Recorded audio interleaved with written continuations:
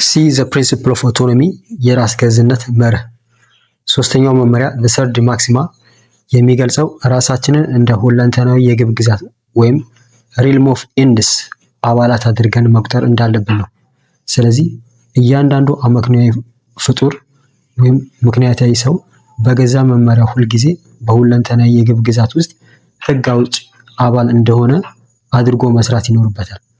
እውነተኛ የራስ ገዝ ፍቃድ ወይም ኦቶኖመስ ዊል ለማንኛውም የግል ፍላጎት ተገዢ ስለመሆን ተገዢ የሚሆን ራሱ ለወጣቸው ህጎች ብቻ ነው። ነገር ግን እነዚህ ህጎች ወደ ሁለንተናዊ ሊቀየሩ የሚችሉ ካልሆነ ለሌሎችም ጭምር የሚሰሩ ካልሆኑ ማለት ነው የስነ ምግባር ህጎች ሊባሉ ስለማይችሉ ራሱ ያወጣቸውን ህጎች ለሌሎችም እንደሚገዙባቸው አድርጎ መመልከት አለበት። በመሆኑም ካንት የግብ ግዛት ወይም ኪንግደም ኦፍ ኢንድስ የሚለውን ጽንሰ ሀሳብ ያቀርባል።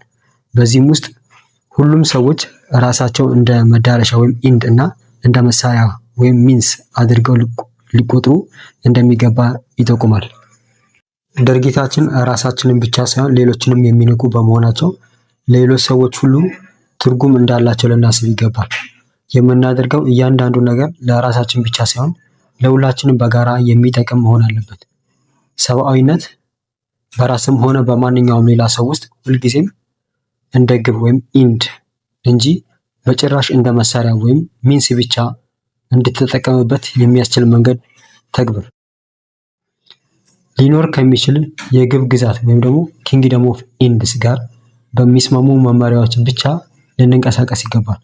መመሪያዎቹን ዓለም አቀፋዊ ለማድረግ ስንሞክር የማይጣጣሙ ወይም ሊሆኑ የማይችሉ የተፈጥሮ ሁኔታዎችን የሚፈጥሩ ከሆኑ እነዚያን ተግባራት አለመፈጸም ፍጹም ግዴታችን ወይም ፐርፌክት ዲዩቲ ነው። እንዲሁም ወደ አለመረጋጋት ወይም ወደ የማይፈለጉ ሁኔታዎች የሚመሩ መመሪያዎችን አለመከተል ደግሞ ያልተሟላ ግዴታዎችን ወይም ኢምፐርፌክት ዲዩቲ ነው። የካንት ካቴጎሪካል ኢምፐራቲቭ ወይም የፍጹም ትዕዛዝ ዋናው ችግር ተለዋዋጭነት የሌለው ወይም ሪጂዲቲ መሆኑ ነው። ይህንን ለማብራራት የሚጠቀሰው የታወቀው ምሳሌ አንድ እብድ ነፍሰ ገዳይ መጥረቢያ ይዞ ደጃፍ ድረስ መጥቶ ልጆቼ የት ናቸው ብሎ ቢጠይቅህ ምን ታደርጋለህ የሚለው ነው። መዋሸት ትችላለህ? ብዙ ሰዎችም መዋሸት አለብህ ይላሉ። ነገር ግን በዓለም ላይ ያለ ሰው ሁሉ ሁልጊዜ የሚዋሽ ቢሆን ብለህ አስብ። እንዲህ አይነት ዓለም ለመኖር አስቸጋሪ ትሆናለች። ስለዚህ የፍጹም ትዕዛዝ መመሪያው መዋሸት አትችልም ይላል። ነፍሰ ገዳዩ ልጆችህን እንዲገድላቸው እውነቱን መናገር ይኖርብሃል። ካንት ስለዚህ በግል ተጠይቆ ነበረ። እሱም ነገሩ በእርግጥም እንደዛው እንደሆነ ወይም መዋሸት እንደማይቻል ተናግሯል። ለሰውየው መዋሸት ኢሞራላዊ ይሆናል ባይ ነው። ሆኖም ግን በሩን ዘግቶ ፖሊስ መጥራት እንደሚችልም ጨምሮ ገልጿል። ሌላው ምሳሌ ነው። አንተ ከአንድ ሰው ጋር በአንድ ክፍል ውስጥ ነህ። ሰውየው በእናትህ ራስ ላይ ሽጉጥ ደቅኗል። በማንኛውም ቅጽበት ሊተኩስባቸው ይችላል። ከአጠገብህ አንድ ቁልፍ ወይም በተን አለ። ቁልፉን ከተጫንከው ሰውየው ወደሚከፈተው ወለል ይወድቃል። እሾሃማ በመሆኑ ደግሞ ሰውየው ወዲያውኑ ይሞታል። እናትህ ግን ትተርፋለች። እንደ ካቴጎሪካል ኢምፐራቲቭ መርህ ከሆነ ይህን ማድረግ ስህተት ነው። ቁልፉን መጫን አትችልም፣ ነገር ግን ካልተጫንከው እናትህ ትሞታለች። እንደዚህ ባሉ ሁኔታዎች ውስጥ ነው ጥብቅ የሆኑ የስነ ምግባር ስርዓቶችና የተወሰኑ የውሳኔ አሰጣጥ ሂደቶች የሚዳከሙት።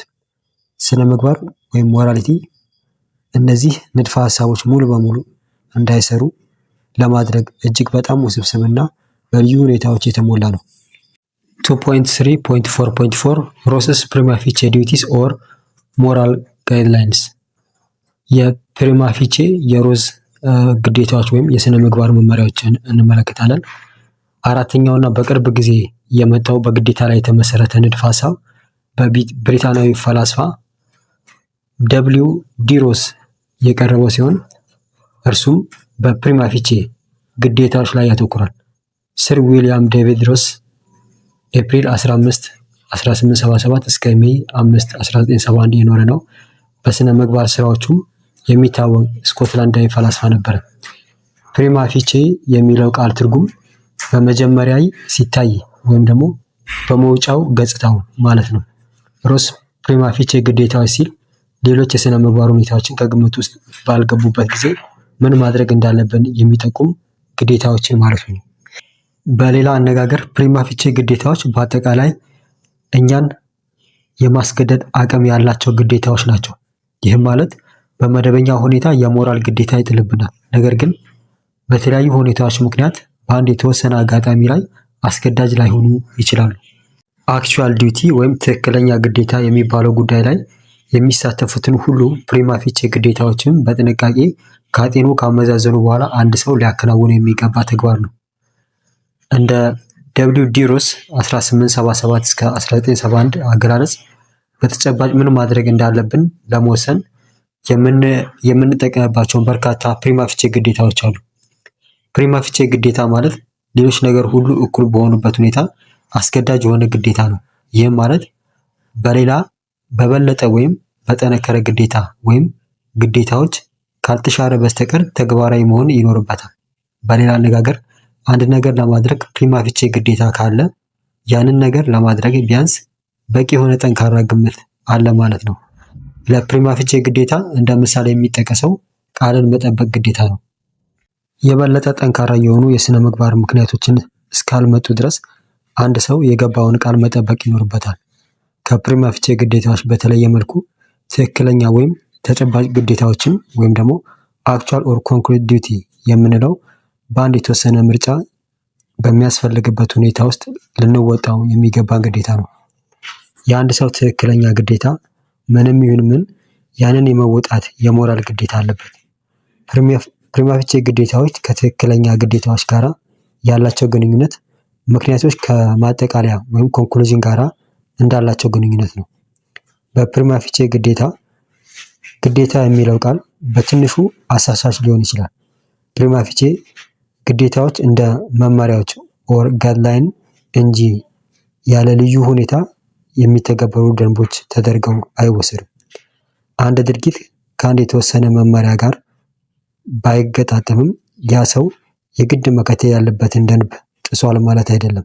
ሆኖም ግን በአንድ የተወሰነ አጋጣሚ መከተል የሚገባውን ደንብ አለመከተል ትክክለኛ ግዴታን አለመውጣት ነው። እንደዚህ ባሉ ሁኔታዎች ሁሉም ነገር ካመዛዘንን በኋላ ስለ ደንብ መጣስ መናገር ትርጉም ይኖረዋል። ደንቡ በቃላት ደረጃ ከፕሪማ ፊቼ ግዴታ ጋር አንድ አይነት ሊሆን ይችላል፣ ሌሎች የስነ ምግባር ምክንያቶች እስካልመጡ ድረስ የሚለውን ሀረግ ሳይጨምር ማለት ነው። ነገር ግን አንድ ሰው በተጨባጭ ምን ማድረግ እንዳለበት የሚገልጽ በመሆኑ ከዚያ በኋላ መመሪያው ወይም ጋይድላይኑ ብቻ መሆኑ ያበቃል። እንደ 17ኛው እና 18ኛው ክፍለ ዘመን ሀሳቦች ሁሉ ሮስም ግዴታዎችን የጽንፈ ዓለሙ መሰረታዊ ተፈጥሮ አካል እንደሆኑ ይከራከራል። ሆኖም የሮስ የፕሪማ ፊቼ ግዴታዎች ዝርዝር አጭር ሲሆን ይህም ትክክለኛ የስነ ምግባር እምነቶችን ያንጸባርቃል ብሎ ያምናል። ዝርዝሩም የሚከተሉትን ያካትታል። የመጀመሪያው ዲዩቲስ ኦፍ ፊደሊቲ ወይም የታማኝነት ግዴታዎች፣ ቃልን የመጠበቅና ላለመዋሸት ያለብን ግዴታዎች ናቸው።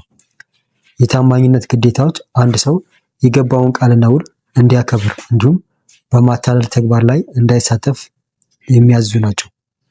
ሌላኛው ዲዩቲስ ኦፍ ሪፓሬሽን የካሳ ወይም የመካሻ ግዴታዎች፣ ይህ ግዴታ አንድ ሰው በሌላ ላይ ላደረሰው ጉዳት ማካካሻ የመስጠት ግዴታ ነው። ሮስ ይህንን ግዴታ በቀድሞ ስህተት ላይ የተመሰረተ ብሎ ይገልጸዋል። በሌሎች ላይ ጉዳት ስናደርስ የመካስ ግዴታ ነው። ለምሳሌ የሌላ ሰው የሆነ ንብረት በአበላሽ ካሳ የመክፈል ወይም የመካስ ግዴታ ይኖርብኛል። ዲዩቲስ ኦፍ ግራቲዩድ የምስጋና ወይም የውለታ ግዴታዎች፣ ለረዱን ሰዎች ምስጋና የመግለጽ ወይም ውለታ የመመለስ ግዴታ ነው። ለምሳሌ አንድ በጣም ጥሩ ጓደኛዬ በድንገት እርዳታ ቢፈልግ ያ ግለሰብ ቀደም ሲል ለእኔ ያደረገው ከራስ ወዳድነት ነፃ የሆነው ውለታ ግምት ውስጥ በማስገባት የምችለውን ሁሉ የማድረግ ግዴታ አለብኝ። ሌላኛው ዲዩቲስ ኦፍ ጀስቲስ የፍትህ ግዴታዎች፣ የፍትህ ግዴታ አንድ ሰው ጥቅሞችና ሸክሞችን በፍትሃዊ እንዲያከፋፍል ይጠይቃል። ሮስ ራሱ የዚህ ግዴታ አሉታዊ ገጽታ ያጉላል። እርሱም እንዲህ ይላል፣ ይህ አይነቱ ግዴታ የሚመነጨው ደስታን ወይም እርካታን ወይም ወደዚያ የሚያደርሱ መንገዶችን ለሚመለከታቸው ሰዎች ከሚገባቸው በላይ ወይም በታች የሚያከፋፍል ሁኔታ ሲፈጠር ነው። በእነዚህ አይነት ሁኔታዎች ውስጥ ያንን የተዛባ ክፍፍል የማስተካከል ወይም የመከላከል ግዴታ ይፈጠራል። ስለዚህ የፍትህ ግዴታ እስከተቻለ ድረስ ፍትሃዊ ያልሆነ የጥቅም ወይም የሸክም ክፍፍልን የመከላከል ግዴታን ያካትታል። ዲዩቲስ ኦፍ ቤኔፊሸሪ። ዲዩቲስ ኦፍ ቤኔፊሸሪ የራስ ገዝነት መርህ ነው። ይህ የራስ ገዝነት ወይም ዲዩቲስ ኦፍ ቤኔፊሸሪ የሚገልጸው ራሳችንን እንደ ሁለንተናዊ የግብ ግዛት ወይም ሪልም ኦፍ ኢንድስ አባላት አድርገን መቁጠር እንዳለብን ነው። ስለዚህ እያንዳንዱ ምክንያታዊ ፍጡር በገዛ መመሪያ ሁልጊዜ በሁለንተናዊ የግብ ግዛት ውስጥ ህግ አውጪ አባል እንደሆነ አድርጎ መስራት ይኖርበታል። እውነተኛ የራስ ገዝ ፈቃድ ወይም አውቶኖመስ ዊል ለማንኛውም የግል ፍላጎት ተገዢ ስለማይሆን ተገዢ የሚሆነው ራሱ ላወጣቸው ህጎች ብቻ ነው። ነገር ግን እነዚህ ህጎች ወደ ሁለንተናዊ ሊቀየሩ የሚችሉ ካልሆኑ ወይም ሌሎች ጭምር የሚሰሩ ካልሆኑ የስነ ምግባር ህጎች ሊባሉ ስለማይችሉ ራሱ ያወጣቸውን ህጎች ሌሎች እንደሚገዙባቸው አድርጎ መመልከት አለበት። በመሆኑም ካንት የግብ ግዛት ወይም ኪንግደም ኦፍ ኢንድስ የሚለውን ጽንሰ ሀሳብ ያቀርባል። በዚህም ውስጥ ሁሉም ሰዎች ራሳቸውን እንደ መድረሻ ወይም ኢንድ እና እንደ መሳሪያ ወይም ሚንስ አድርገው ሊቆጥሩ እንደሚገባ ይጠቁማል። ዣክ ቺራክስ 2001 የሮስ ጉዳት አለማድረስ ግዴታ በሌሎች ላይ የሚደርስን ጉዳት የመከላከል ግዴታንም ይጨምራል ሲል ይከራከራል። ይህ በሮስ ትክክለኛ እይታ ስህተት ቢመስልም እንዲህ አይነት ፕሪማ ፊቼ ግዴታን በዝርዝር ውስጥ መጨመር ተገቢ ሊሆን ይችላል። በሮስ ጥብቅ ትርጓሜ ጉዳት አለማድረስ ነን ኢንጅሪ በሌሎች ላይ የሚደርስን ጉዳት ከመከላከል ኦር ፕሪቬንሽን ኦፍ ሃርምስ የተለየ ነው። ጉዳት አለማድረስ በአጠቃላይ እኛ ራሳችን በሌሎች ላይ ሆን ብለን ወይም በቸልተኝነት ወይም ባለማወቅ ወይ ደግሞ ያለማወቅ ሁኔታ ሊወገድ የሚችል ሲሆን ጉዳት እንዳናደርስ ያዛል። ጉዳት መከላከል ወይም ደግሞ ሃርም ፕሪቬንሽን ደግሞ በአጠቃላይ ከኛ ውጪ ባሉ ምክንያቶች በሌሎች ላይ የሚደርስን ጉዳት ለመከላከል እውነተኛ ጥረት እንድናደርግ ያዘናል። በማጠቃለያው ሮስ 7 የፕሪማ ፊቼ ግዴታዎችን ያቀርባል። ምንም እንኳን ከነዚህ በላይ ተጨማሪ ምድቦች ሊኖሩ ቢችሉም፣ ይሁን እንጂ እነዚህን 7 ምድቦች ያለምንም ክርክር አምነን እንድንቀበላቸው ያሳስባል። እነዚህ ግዴታዎች እንድንቀበል የሚያደርጉ ጥሪው በዋናነት በአመክንዮ ወይም በምክንያትና በክርክር ላይ ሳይሆን በህሊናዊ እውቀት ወይም ደግሞ ኢንቱዊሽን ላይ የተመሰረተ ነው። እርስ በርሳቸው የሚጋጩ የፕሪማ ፊቼ ግዴታዎች ሲያጋጥሙን ይበልጥ አስገዳጅ የሆነው ግዴታ ትክክለኛ ግዴታችን ወይም ደግሞ አክቹዋል ዲዩቲ እንደሆነ ሮስ ይነግረናል። ትክክለኛ ግዴታ ከስህተቱ ይልቅ የላቀ የፕሪማ ፊቼ ትክክለኛነት ያለው ነው።